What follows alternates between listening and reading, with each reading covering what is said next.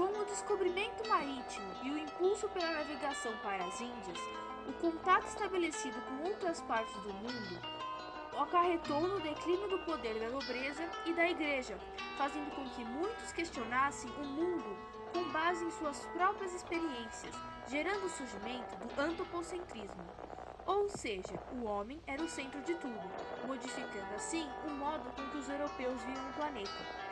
Nessa mesma época, devido ao desenvolvimento industrial, houve o surgimento da tipografia, ou seja, os livros passaram a ser impressos e não mais escritos à mão como nos séculos passados, acelerando assim o desenvolvimento de novas ideias e de notícias.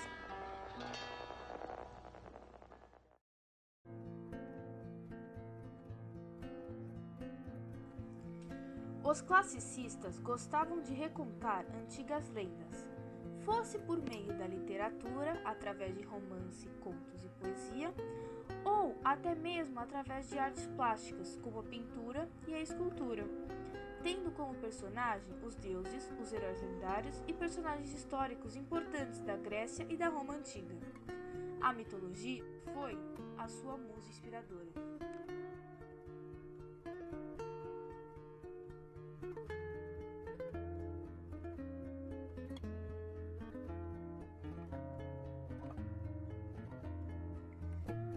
A Era Clássica foi o período que se estendeu até o século XVIII, com interesse pela cultura clássica greco-latina e a imitação de seus autores.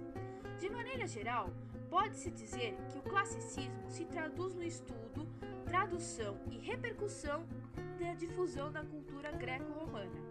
Em outras palavras, a arte renascentista está voltada para dois horizontes. De um lado, os modelos da cultura clássica greco-latina, fonte de inspiração para humanistas e renascentistas. De outro, seu próprio tempo, no qual o espírito de aventuras trazido pelas navegações apresenta um homem que desafia os limites do mundo conhecido e se lança na conquista do globo terrestre.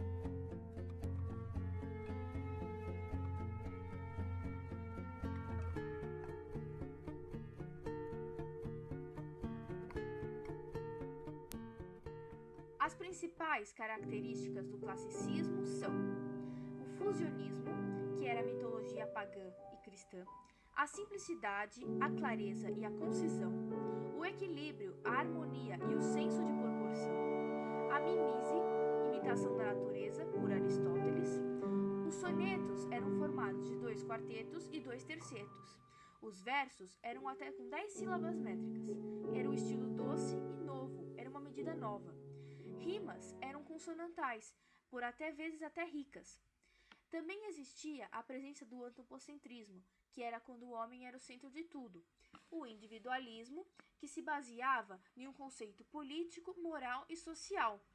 Também existia o universalismo, onde a tendência era para buscar na particularidade de conclusões generalizadas. Havia o racionalismo, que é a corrente filosófica que iniciou com a definição do raciocínio, e era a operação mental. Houve também outros como o neoplatismo e o estudo e a imitação da emulação da cultura grega.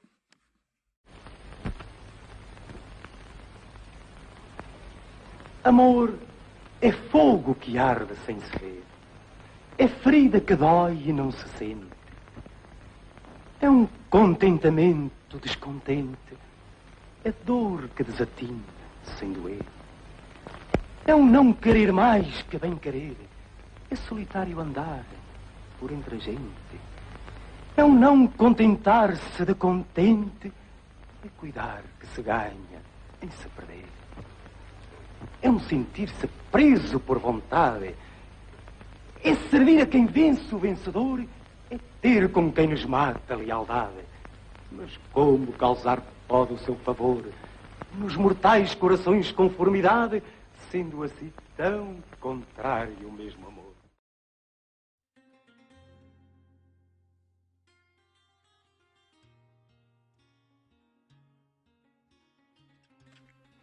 O escritor mais conhecido e destacado do classicismo português, e pouco se sabe sobre sua vida. Aparentemente, nasceu em Lisboa, de uma família da pequena nobreza. Frequentou a corte de Dom João III, Iniciou a sua carreira como poeta lírico, escrevendo poesias épicas e peças teatrais. Envolveu-se com amores com damas da nobreza e até plebeias. Levou uma vida boêmia e turbulenta. Por conta de um dos amores frustrados, se autoexilou na África.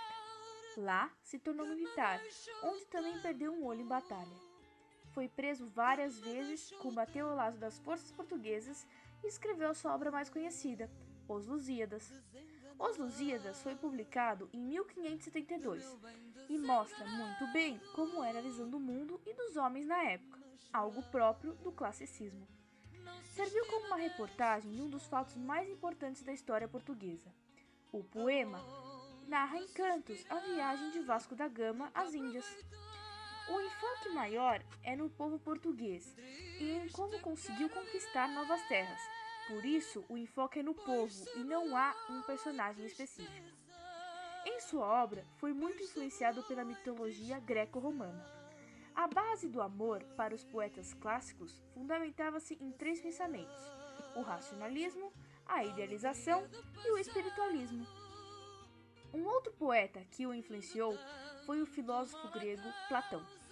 Platão foi um brilhante escritor e filósofo. Seus diálogos abordaram praticamente todos os tópicos que vieram a ser discutidos por filósofos que o seguiram a ele. Dizia que as formas têm uma realidade que vai além do mundo físico, por causa de sua perfeição e estabilidade. Camões só veio a falecer em 1570, em uma total miséria. Foi ele quem traduziu os anseios do homem português renascentista.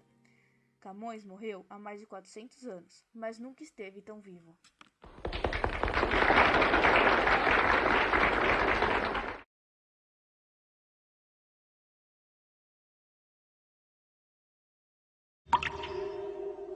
Imagina homens numa morada subterrânea, em forma de caverna, com uma entrada aberta à luz. Desde a infância, de pernas e pescoços acorrentados. Não podem mexer-se, nem ver senão o que está diante deles. A luz chega-lhes de uma fogueira acesa numa colina, por detrás deles. Entre o fogo e os prisioneiros passa uma estrada e um pequeno muro, por onde homens transportam objetos de toda espécie. Se os da caverna pudessem se comunicar uns com os outros, não achas que tomariam por objetos reais as sombras que veriam daqueles homens e objetos? Tais homens não atribuirão realidade senão as sombras? Sócrates conta ainda que certo dia um desses prisioneiros foge da caverna, quase cegando com o sol lá fora. Aos poucos, porém, ele se acostuma e acaba extasiado com a verdadeira forma das coisas, das quais antes só enxergava as sombras. No final, o fugitivo volta à caverna para contar sua descoberta aos outros, mas ninguém lhe dá crédito. Para Platão, o mundo que nos cerca é a caverna. A luz do fogo que a ilumina e projeta sombras é a ilusão propiciada pelos sentidos. O prisioneiro fugitivo é o filósofo. E a subida à região superior é a ascensão da alma ao mundo inteligível, ao sol do conhecimento.